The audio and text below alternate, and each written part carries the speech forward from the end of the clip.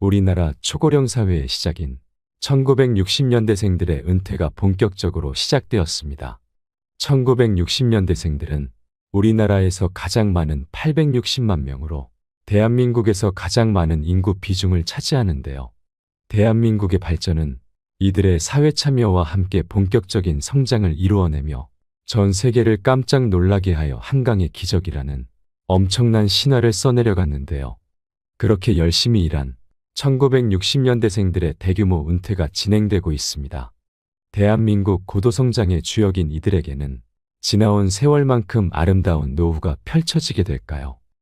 오늘은 이미 은퇴를 했거나 은퇴를 앞두고 있는 5060 세대가 맞닥뜨리게 될 현실과 현명한 노후 대비 방법은 어떤 것들이 있는지 알아보도록 하겠습니다. 우리나라 근로자가 직장에서 퇴직하는 평균 나이는 49.3세라고 하는데요. 정년인 만 60세까지 다 채우고 은퇴하는 경우는 10명 중 1명도 채 되지 않는다고 합니다. 청년 시절부터 정년인 60세까지 일하고 퇴직하는 분들의 경우라면 부자는 아니더라도 연금을 꾸준히 납입해왔고 정년까지 다녔으니 그래도 노후 준비에 있어 사정이 그나마 나은 편입니다. 그러나 요즘 사오정이라는 말도 있듯이 45세를 전후해서 본인 의사와는 상관없이 희망퇴직을 당했거나 일찍 은퇴를 한 경우라면 상황은 정말 어렵다고 봐야 합니다. 회사 사정에 떠밀려 쫓기듯 은퇴한 경우에는 꽤 이른 나이임에도 불구하고 괜찮은 직장을 다시 구해서 재취업하기란 하늘의 별 따기만큼이나 어려운데요. 회사에 다닐 때 아무리 열심히 일했고 노하우가 있고 높은 위치에 있었더라도 재취업할 때 별로 도움이 되지 않는 경우가 대다수입니다. 왜냐하면 젊은 신입사원처럼 일을 편하게 시킬 수 있는 나이도 아니고 관리자급으로 뽑기에도 피라미드 구조상 경쟁이 치열하기 때문에 내가 선택받기란 매우 어렵습니다.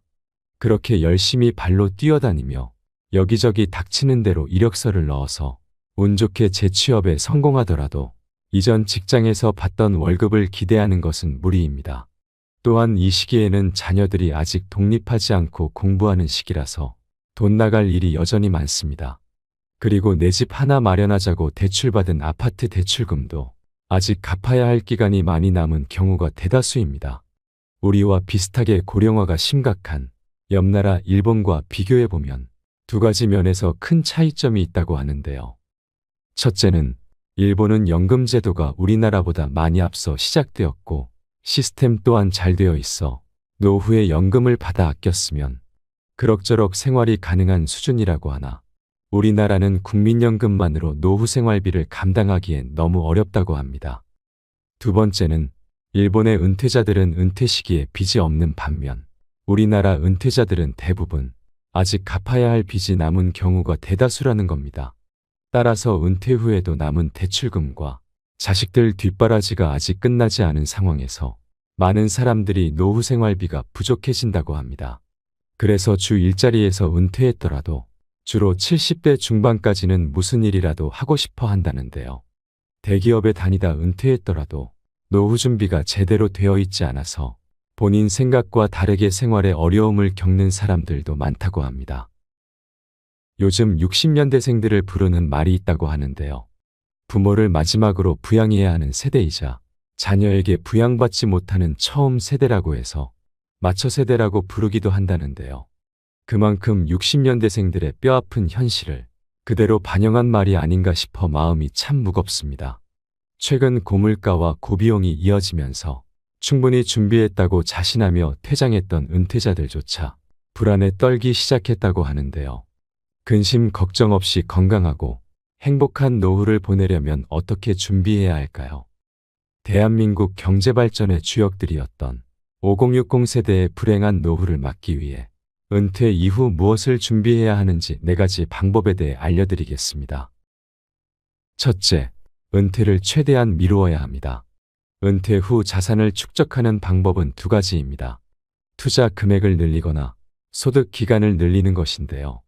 투자 금액을 늘리는 방법은 주식이나 부동산 등 재테크를 통해 축적된 자산을 늘리는 것인데 은퇴 후에는 아무래도 현역 때보다 재테크 센스가 떨어지거나 리스크가 너무 커서 위험할 수 있기 때문에 차라리 소득 기간을 연장하며 은퇴를 최대한 미루어 생활비를 해결하는 방법이 났습니다.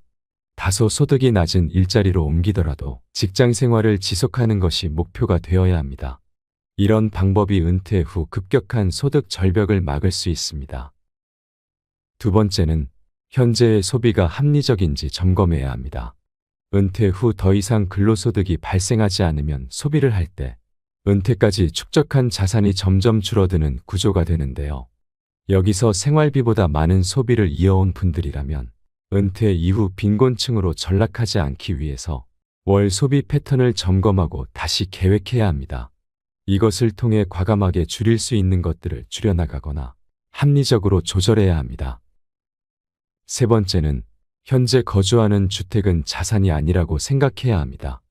65세 이상 고령자 가구의 순자산액은 3억 5천만 원 정도인데 그중 약 80%가 본인 소유의 거주주택에 묶여 있어 하우스 푸어인 사람들이 많다고 합니다.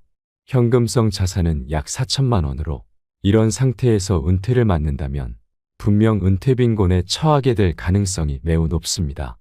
거주주택은 은퇴자들의 최후 보루인데 이것을 팔아서 자식 결혼자금이나 사업자금으로 쓴다면 노후의 파국을 면치 못할 것입니다.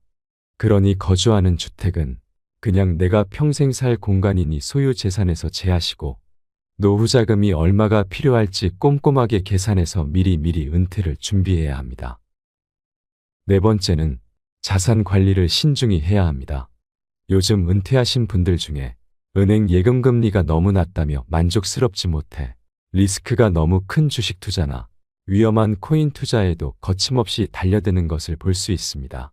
또한 최근 유행하는 프랜차이즈 본사의 말만 믿고 쉽게 투자를 하기도 하고 잘 알지도 못하는 부동산에 퇴직금까지 모두 투자했다가 한꺼번에 모두 날려버린 사례까지 뉴스에서 매일 흘러나오고 있는데요.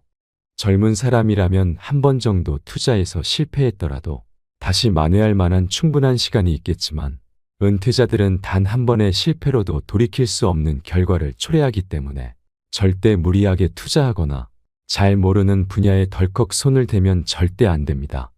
그러니 반드시 잘 아는 분야에만 소액으로 투자한다거나 안전한 배당주 위주로 투자하는 등 아주 보수적인 투자를 하시기를 권해드립니다. 우리가 다 아는 투자의 대가인 워렌 버핏조차도 투자할 때 가장 중요한 것으로 잃지 않는 투자를 하라고 꼭 강조한다는데요. 그가 남긴 명언을 소개하겠습니다. 첫째, 절대로 돈을 잃지 마라. 두 번째, 첫째 원칙을 절대로 잊지 마라. 투자의 대가조차 돈을 버는 것보다 잃지 않는 것이 훨씬 중요하다고 계속해서 말하고 있는 만큼 노후에는 평생 일해서 준비한 노후 자금을 절대로 잃지 않도록 꼭 주의해야 할 것입니다. 마지막으로 한 가지 더 말씀드리자면 은퇴 후 가장 중요한 것은 누가 뭐래도 건강입니다. 건강은 건강할 때 미리 챙겨야 합니다. 한번 잃은 건강은 다시 되찾기 매우 어렵습니다. 아무리 돈이 많이 준비되어 있더라도 노후에 건강하지 못한 삶을 살아간다면 그것만큼 슬픈 일은 없을 겁니다. 그러니 돈을 벌고 모으는 것도 중요하지만 시간을 내어 규칙적으로 운동하셔야 합니다.